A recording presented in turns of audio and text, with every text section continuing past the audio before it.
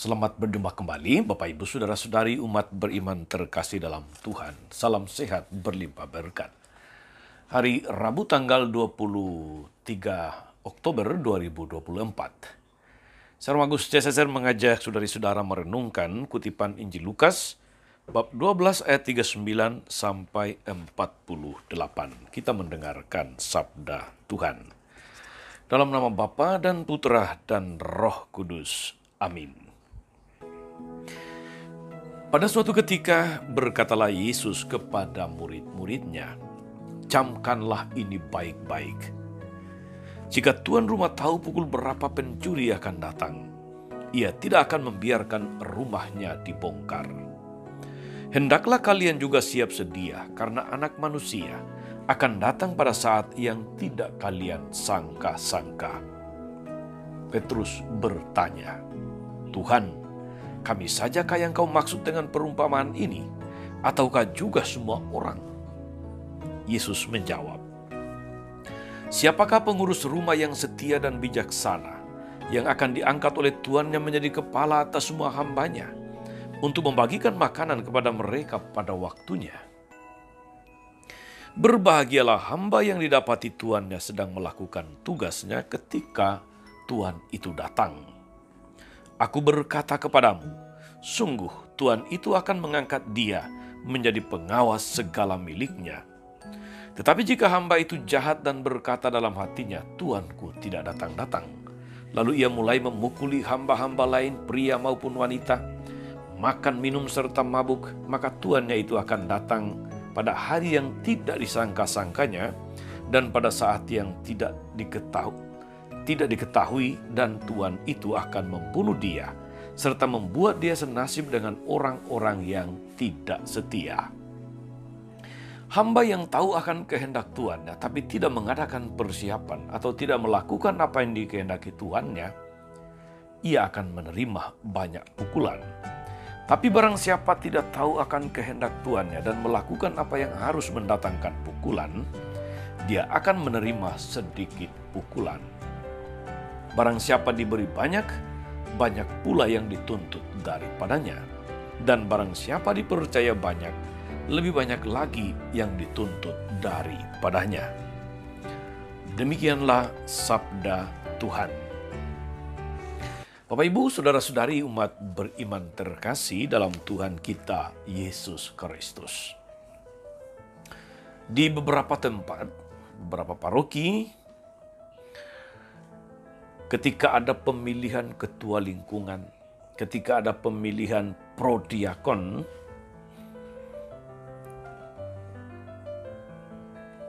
ada saja suara-suara yang tidak mudah menerima tugas tanggung jawab ini. Alasan suci yang seringkali dikatakan adalah karena merasa belum pantas, belum layak. Tetapi sebetulnya saudara-saudari, di belakang jawaban itu ada sebuah, katakanlah, kekhawatiran, ketakutan, atau kecemasan akan konsekuensi yang datang dari tugas dan tanggung jawab sebagai ketua lingkungan, ketua stasi, atau ketua basis, dan sebagainya. Banyak orang berusaha menghindar.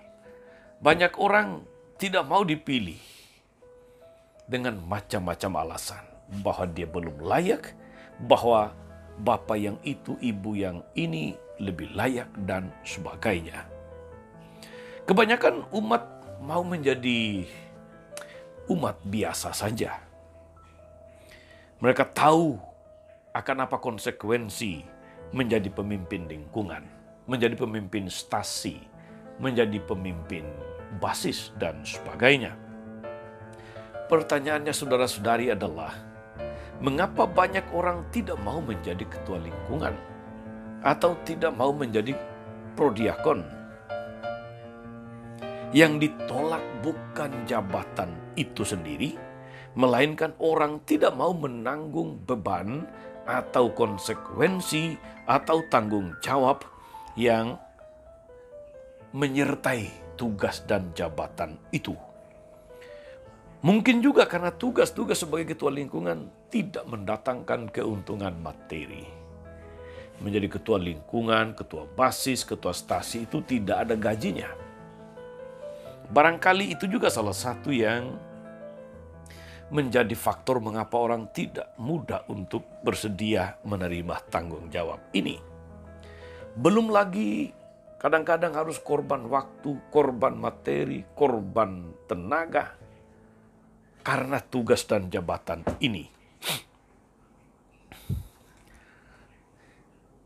Tugas-tugas pelayanan gerejani memang tidak selalu menyenangkan. Memang tidak selalu bebas dari macam-macam tanggung jawab moral yang datang dari tugas itu. Semakin banyak orang mendapatkan kepercayaan berarti tuntutannya juga semakin berat, semakin banyak. Tanggung jawab seorang kepala sekolah berbeda dengan guru biasa, tentu saja.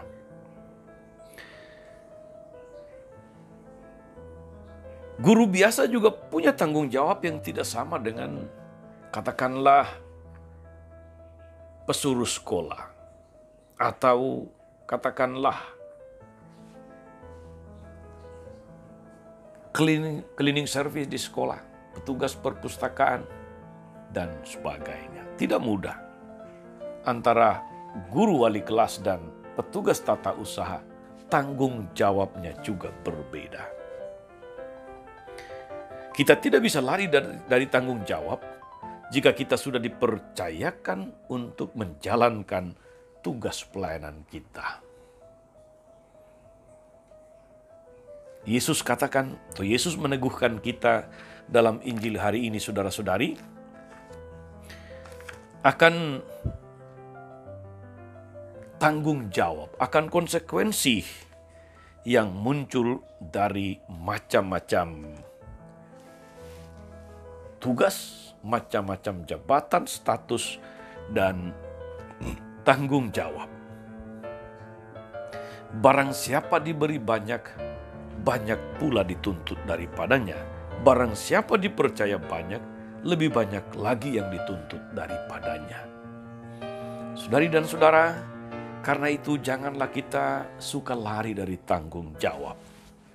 Suka lari dari menanggung beban yang seharusnya kita pikul karena status, karena tanggung jawab, karena jabatan yang dipercayakan kepada kita. Yang suka lari dari tanggung jawab dan hanya mau mencari enaknya sendiri dalam hidup kebersamaan, mungkin kepadanya tidak layak untuk diberi kepercayaan yang banyak juga. Moga-moga saudara-saudari, kita sekalian yang mendapatkan macam-macam tugas, macam-macam status dan jabatan di tengah masyarakat maupun di tengah gereja, kita sadar akan tanggung jawab yang muncul dari tugas dan jabatan itu. Semoga kita melakukannya dengan baik, dengan tulus, dengan total, dan tidak lari dari tanggung jawab. Tuhan Yesus memberkati. Amin. Tuhan Yesus Kristus, kami bersyukur karena Engkau senantiasa meneguhkan kami dengan rahmat, dengan bakat, dengan berkat-berkat yang menyertai tugas-tugas kami dalam hidup ini. Entah dalam tugas dan tanggung jawab, entah dalam status dan jabatan, kami semua dituntut untuk senantiasa melaksanakan tanggung jawab itu untuk menjadi berkat bagi banyak orang. Semoga kami tidak lari dari tanggung jawab, semoga kami senantiasa berusaha melaksanakan tugas kami sebaik mungkin. Dan boleh menjadi saksi kasih-Mu di tengah dunia. Kaulah Tuhan dan pengantara kami sepanjang segala masa. Amin. Saudari-saudara sekalian, berkat Allah turun atas saudara-saudari, atas mereka yang kita doakan atau kita janjikan doa. Mereka yang sakit dan menderita, segala rencana, karya dan pelayanan hari ini, Bapa dan Putra dan Roh Kudus. Amin. Tetap sehat, teruslah menjadi berkat. Jangan lupa like, subscribe, nyalakan lonceng notifikasinya. Salam 52, Tuhan memberkati.